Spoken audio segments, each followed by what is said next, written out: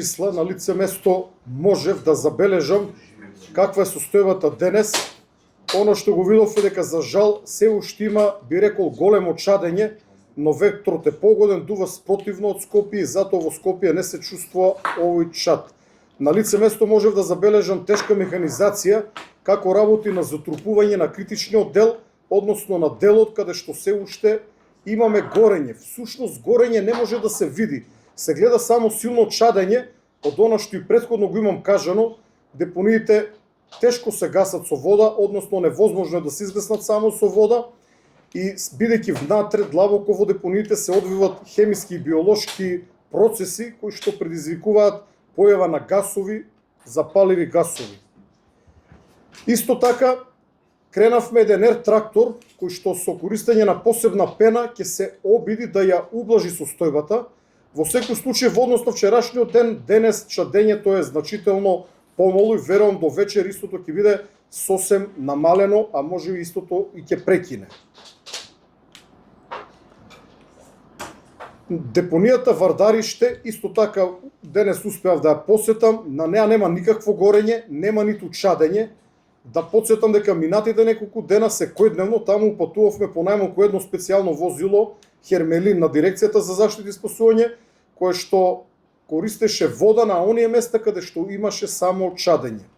Како што и вчера изјави во мојата видео изјава, депонијата Вардариште ќе биде детално обезбедена, веќе е ангажирана агенција за обезбедување, незина екипа е поставена на депонијата, односно дивата депонија Вардариште. Исто така ќе се изработи план со кој што детално ќе биде обезбедена оваа дива депонија за да се спречи непосакуван влез во неа и обиди или незино повторно потпалување, бидејќи како што кажав, постојат сомненија дека и депонијата Вардариште и депонијата Дрисла се намерно потпалени.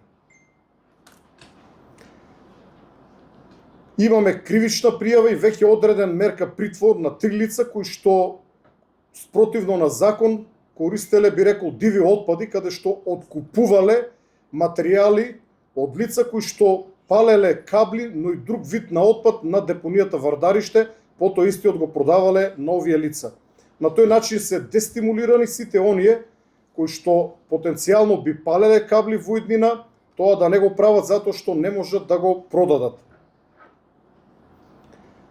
Прогласената кризна состојба поради пожарите во поголем обем кои што ја зафатија државата на почетокот на летото, повторно е прогласена. Тоа нам како главен штаб за управување со кризи ни дава легитимитет да ги преземеме активностите околу овие две депонии во делот на пожарите, без да се мешаме во менаџирањето со самите депонии. Значи, наша улога како главен штаб за управување со кризи е гаснењето на пожарите и спречување на понатамошно чадење во овие две депонии. Денес имавме седница на управувачкиот комитет,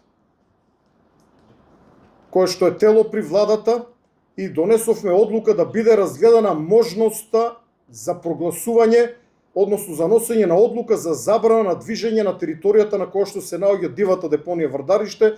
Се соочуваме со некои формално правни пречки, бидејќи самото место е место на кое што веќе има, би рекол, една дива населба, односно неколку куќи на припадници на една етничка заедница, и во текот на денешната седница на владата, која што треба да се одржи во 14 часот, ќе биде конечно одлучено дали ќе се донесе ваква мерка или не, но во секој случај, како што веќе реков, на лице место се наоѓаат припадници на една агенција за обезбедување, која што ќе се погрижи да спречи влез во дивата депонија Вардариште, која што во овој момент нема нити чадење, нити испарување. Доколку имате прашања, повелете. Господин Ангелов, и вие и премиерот кажавте дека постојат сомневања дека барем во делот на Дрисла најверојатно станува збор за подметнат пожар. Меѓутоа, од она што можеме ние да го видиме од надвор, со оглед на тоа што не ни е дозволен пристап внатре во депонијата, има строго контролиран влез и излез на возила кои што влегуваат во депонијата. Како е можно некој да влезе внатре и да ја потпали, или сепак станува збор за некој внатре? Па поголем дел од депонијата не е обезбеден од задната страна преку шумата, слободно може да дојдете до самата депонија. Има повеќе начини како, би рекол, релативно лесно истата да биде запалена, но не би сакал да давам идеја некому кој што има ваква намера.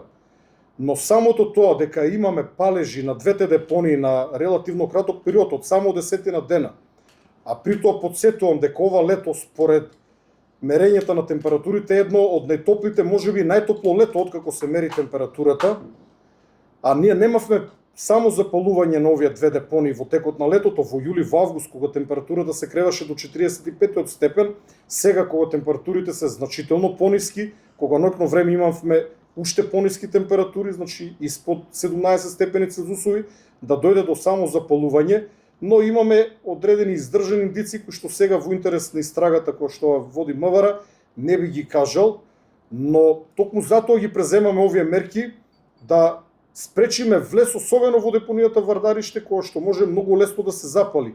Во суштина ние сме жртва на неколку семејства кои што за да преживеат го троват пола Скопје, сублимирано кажано.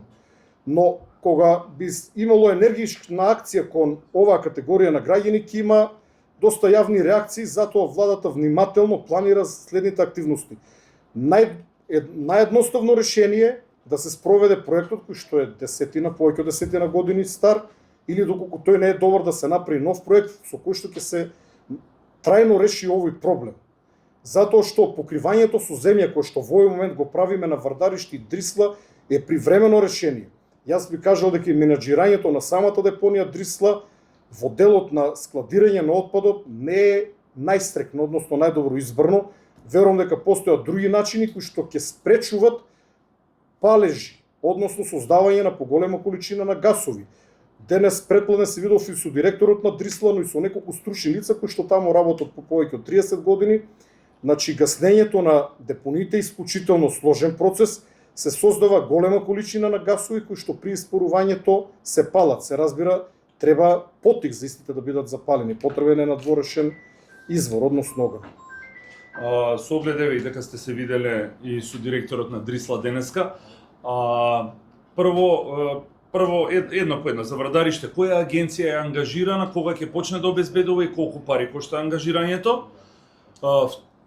Второто прашање за Дрисла Агенцијата, името на агенцијата ќе го кажеме подоцна. Во овој момент веќе има најмалку едно возило на оваа агенција по велете на Вардарище. Добро. Верувам дека ќе го видите со тоа што напоменувам дека возилото патрулира. Ако се стационирате на едно исто место, сигурно за кратко време ќе помине покрај вас. Се работи за општествено одговорна компанија и тоа владата нема да ја чини ниту денар. Добро. Со оглед дека кажавте имавте состанок со директорот на Дрисла. Еден од условите за добивање на лиценца за работа со отпад, а интегрирана е да имате стратегија за справување со хаварија. Ова е хаварија. Во стратегијата за справување со хаварија стои јасно дека таму не се гаси со вода поради опасност од ширење на токсични материи преку подземни води, туку се затрупува. Колку механизација има Дрисла, колку механизација испративте вие, со колку багери во моментов се затрупува тоа таму?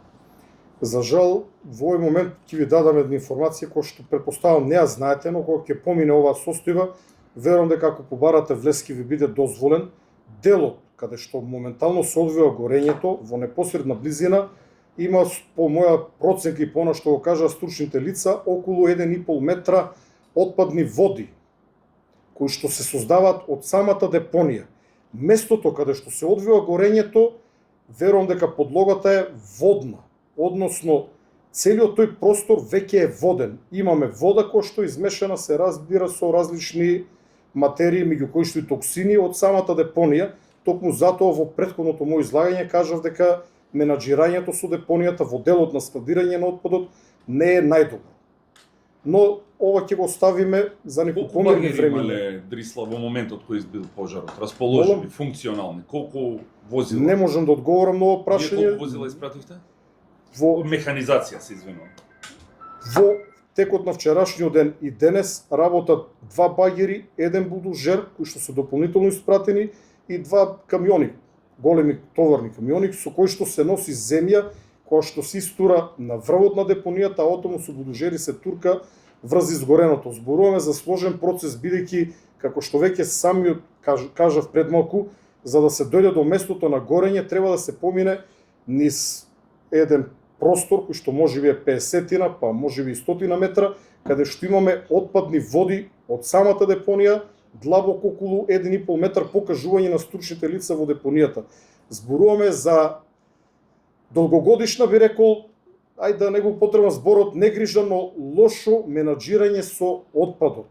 Со оглед и на ова што го кажавте за веќе складирани води и дополнително истурени води при гасењето, иако не требало да се гаси со вода според процедурата, туку морало веднаш да се затрпува, барем така пишува во правилниците.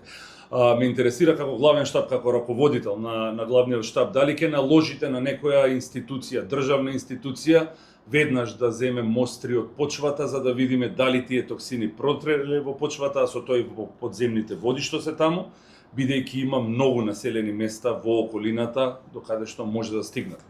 Според моите информации, редовно се вршат вакви мерења, но да, ќе ја послушам вашата сугестија и ќе побарам да се направат вакви мерења, но повторувам, овие, да ги наречеме условно токсични води, се наоѓаат таму со години наназад, тие не се од денес или од пожарот. Можеби настанали со појавата на самата депонија или неколку години подоцна, но во секој случај ќе разговарам со стручните лица од оваа депонија, јавноста заслужува одговор, но јас само едно знам дека треба студиозен пристап и во депонијата Дрисла и во депонијата Вардариште. Факт е дека сега сме во предизборен период, факт е дека колку граѓаните да кажат дека ние имаме активни градоначалници, но сепак во предизборие не се започнуваат вакви крупни проекти.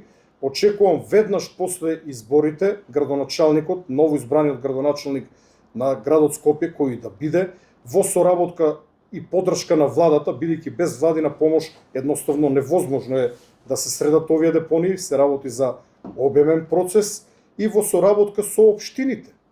Општината Кисела вода, општината Гази Баба, но и други надлежни министерства и други институции да се започне со процес на трајно решавање.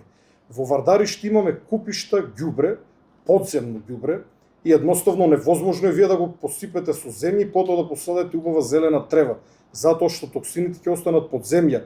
Посебно прашање од таму колку токсини преку подземните води се слеваат во Вардар и во околината, но како влада имаме сериозна намера веднаш после изборите да се зафатиме со решавање на овие горливи проблеми. Благодарам. Дали имате други прашања? Доколку немате, благодарам за покривањето на денешната пресконференција. Благодарам.